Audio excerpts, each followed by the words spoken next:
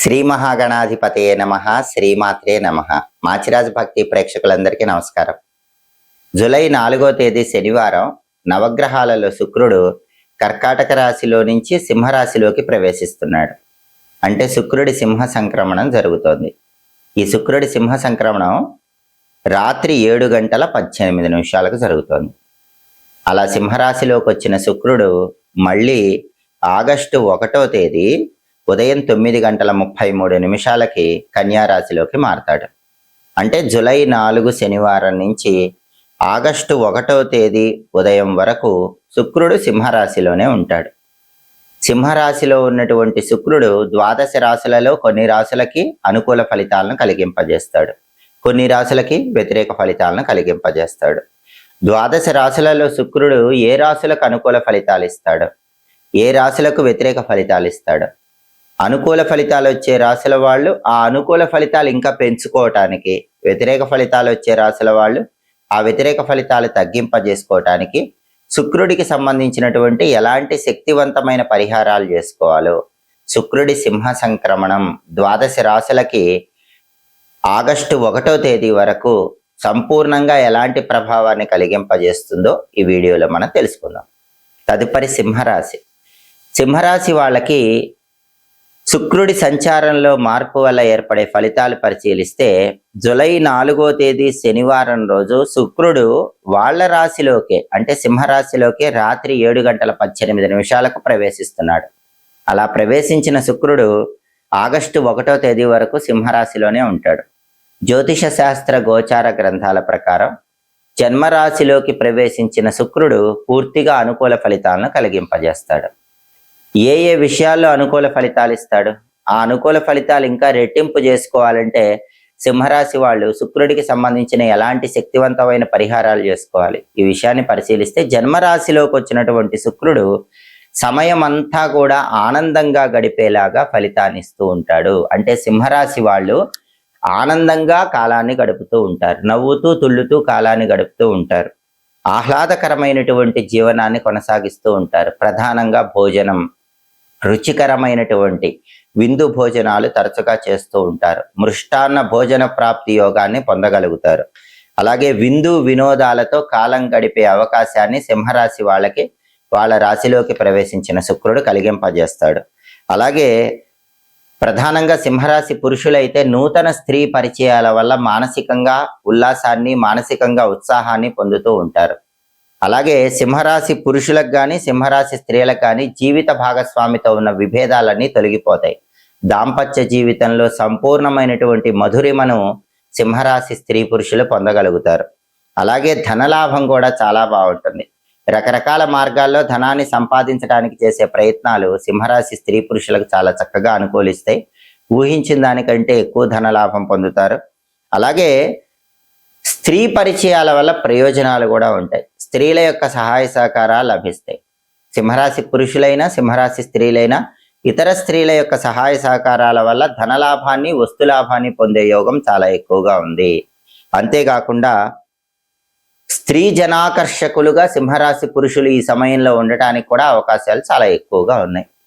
ఆకస్మిక ధనప్రాప్తి యోగాన్ని కూడా పొందగలుగుతూ ఉంటారు. కాబట్టి జన్మరాశిలో ఉన్నటువంటి శుక్రుడు సమస్త భోగాలను సింహరాశి స్త్రీ పురుషులకు కలిగింపజేస్తాడు. అలాగే టెక్స్టైల్, లేడీస్ ఎంపోరియం, బొటిక్ లాంటి బ్యూటీకి సంబంధించిన వ్యాపారాల్లో లాభాలు ఇస్తాడు. సినిమా, టీవీ రంగాలు, సంగీత నాట్య రంగాలు, కళారంగంలో ఉన్న సింహరాశి వాళ్ళకు కూడా శుక్రుడు సంపూర్ణమైన శుభ ఫలితాలను, చక్కటి అవకాశాలను అనుగ్రహిస్తాడు. ఈ శుభ ఫలితాలు రెట్టింపు కావాలంటే సింహరాశి వాళ్ళు శుక్రుడికి సంబంధించిన శక్తివంతమైన పరిహారాలు చేసుకోవాలి. జూలై 4వ తేదీ శనివారం రాత్రి 7:18 శుక్రుడు సింహరాశిలోకి ప్రవేశించటం వల్ల, శుక్రుడి సింహ సంక్రమణం వల్ల ద్వాదశ రాశులలో కొన్ని రాశులకి శుక్రుడు అనుకూల ఫలితాలు ఇస్తాడు, కొన్ని రాశులకి వ్యతిరేక ఫలితాలు ఇస్తాడు. ఈ శుక్రుడి సంచారంలో మార్పు అనేది ఆగస్టు 1వ తేదీ ఉదయం 9:33 మళ్ళీ శుక్రుడు కన్యారాశిలోకి మారే వరకు ఉంటుంది.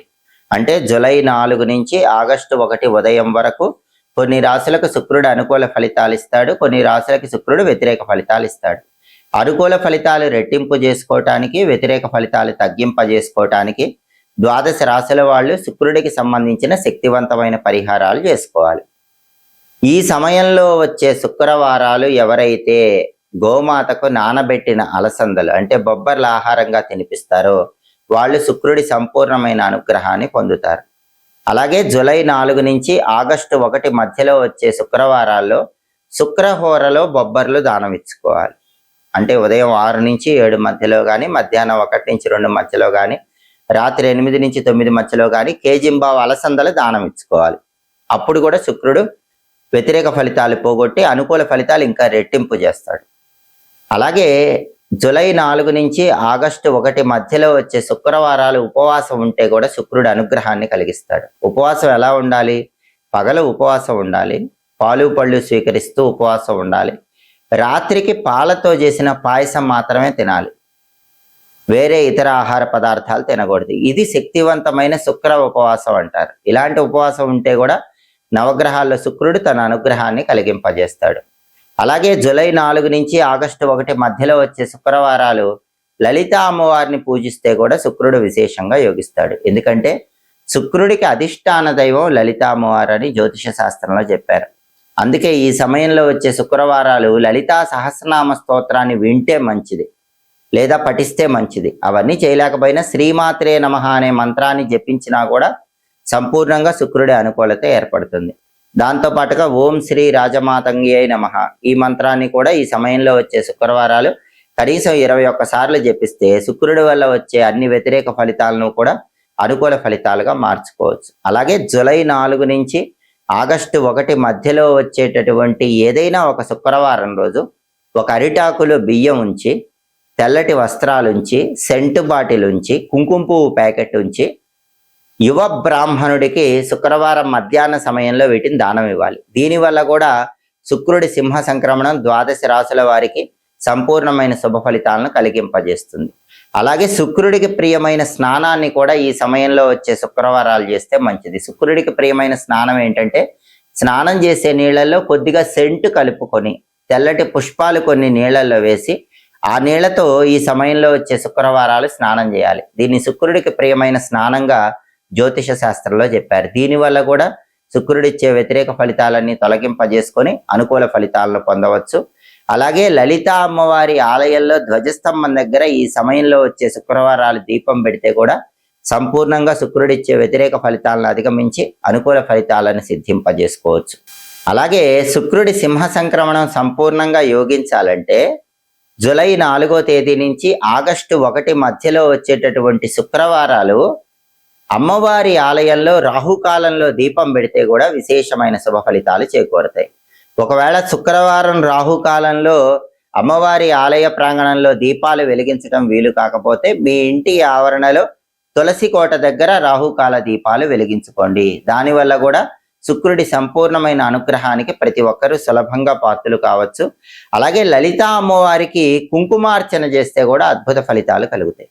జూలై 4 నుంచి ఆగస్టు 1 మధ్యలో వచ్చే శుక్రవారాలు శ్రీమాత్రే నమః మంత్ర జపం చేస్తూ లలితా అమ్మవారికి కుంకుమార్చన చేయండి. ఆ కుంకుమ బొట్టు నుదుటన ధారణ చేయండి. దీనివల్ల కూడా శుక్రుడిచ్చే వ్యతిరేక ఫలితాలన్నీ అధిగమించి అనుకూల ఫలితాలను పొందవచ్చు.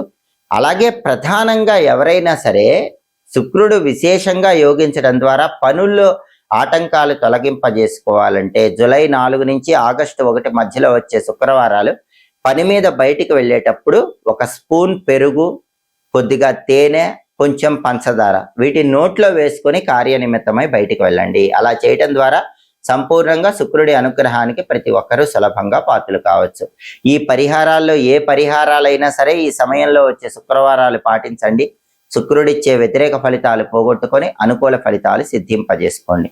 అలాగే ఎప్పటికప్పుడు జ్యోతిష శాస్త్ర పరంగా ఖగోళంలో గ్రహాల మార్పుల వల్ల వచ్చే ఫలితాలు తెలుసుకోవాలనుకుంటే ఏ గ్రహాలు అనుకూలిస్తున్నాయో, ఏ గ్రహాలు వ్యతిరేకంగా ఉన్నాయో, ఏ రాశుల వాళ్ళకి గ్రహ సంచారంలో మార్పు అనుకూల ఫలితాలు ఇస్తుందో, ఏ రాశుల వారికి గ్రహ సంచారంలో మార్పు వ్యతిరేక ఫలితాలు ఇస్తుందో తెలుసుకోవాలంటే మాచిరాజు భక్తి ఛానల్ తప్పకుండా చూడండి.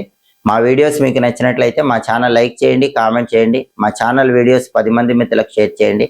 మా ఛానల్ సబ్స్క్రైబ్ చేసుకోండి. పక్కనున్న బెల్ సింబల్ నొక్కటం మాత్రం మర్చిపోకండి. సర్వే జనాః సుఖినో భవంతు. స్వస్తి.